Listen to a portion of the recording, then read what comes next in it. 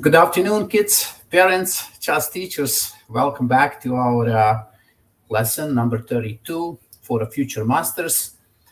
In this lesson, we'll talk about the endgame that happened between Anand and Magnus Carlsen in Global Chess League just today. So let's see what happened. Well, Magnus Carlsen is black and he has bishop. Anand has a knight. Now, the game at the moment is even. All right, so Magnus has some chances because he has a bishop, and the bishop is stronger when you have the pawns on both sides of the board. Now, Anand plays king c1. We'll come back to this position and see better move 92, king d7. And here, Magnus played b4. It's a really cool move, right? I'm glad that he played that move because we got an amazing endgame. But bishop c6 is a better move. So b4, pawn takes, and guess what? Magnus doesn't take on b4, but he plays king d4, king d3. Look at that. He even doesn't play king e3, right? He doesn't play king e3 to take the pawn on f4. He plays king d3. And look, he has an amazing idea. He wants to go with the king all the way to d2, and then the pawn on c4 is going to be a winning one. So pawn to b5, Anand is creating a passed pawn, but that also helps black to create a passed pawn, a6. And now it looks like white should capture on f5. And when I was looking at this game, I have to be honest, I also wanted to take on f5, but it's not a correct move.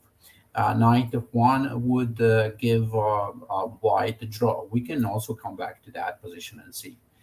Now, knight f5 and pawn takes, e6, and now Magnus played b4.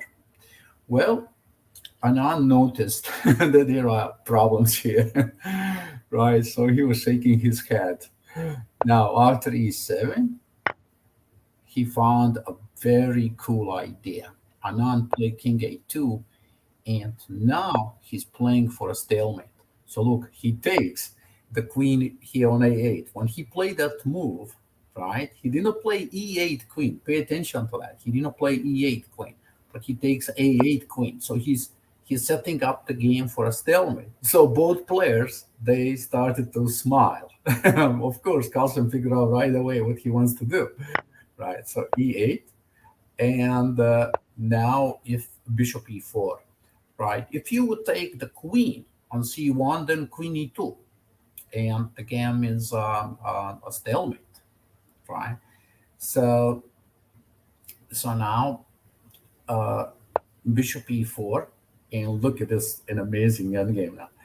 Anand plays queen d8, and here he made a mistake. He played this move very quickly. I'm not sure why. I think he just didn't notice, what's going to happen in the next few moves. But queen b6, it seems so that with this move, the game would be a draw with a queen to b6. But Anand played queen d4. The idea is the same, but now black takes the knight. Wow, look at this. Unbelievable. Magnus takes the knight, and now he has a bishop and the knight, but this pawn is so dangerous. The pawn is becoming a queen. Look at that. The king is completely protected by the knight and the bishop. And cool end. He takes queen h6, and now Anand... actually, I think he resigned here in this position. But we can still see a couple of moves here. Knight c1.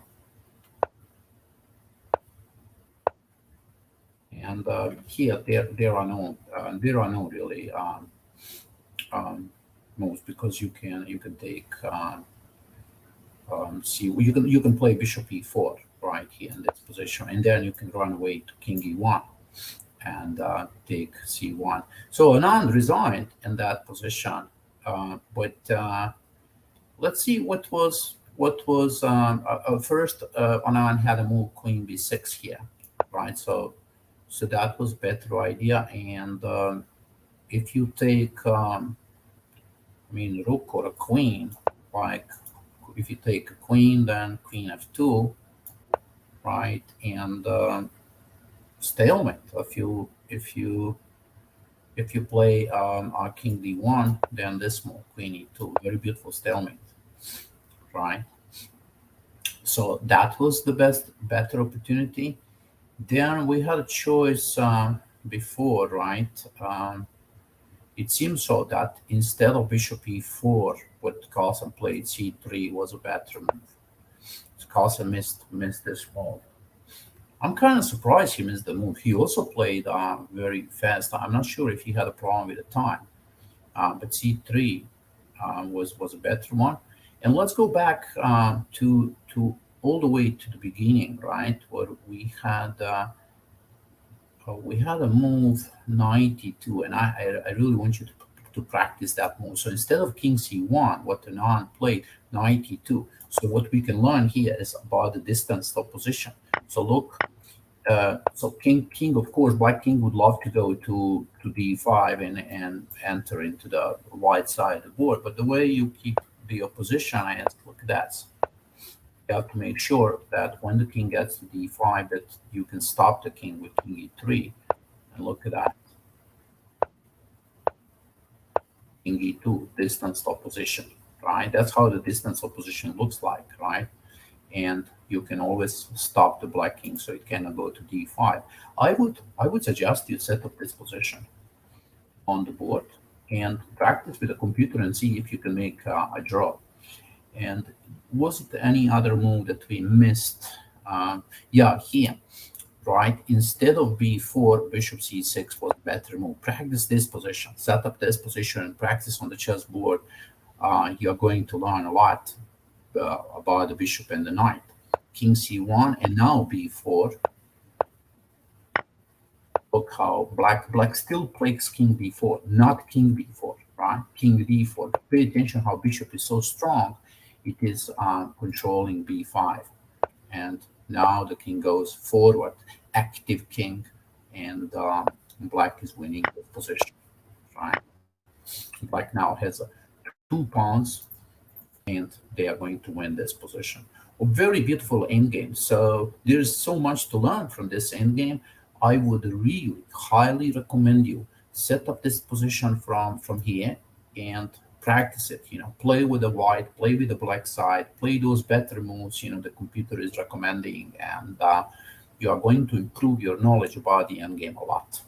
Okay, I hope you enjoyed this lesson, and I'll see you tomorrow. Bye bye.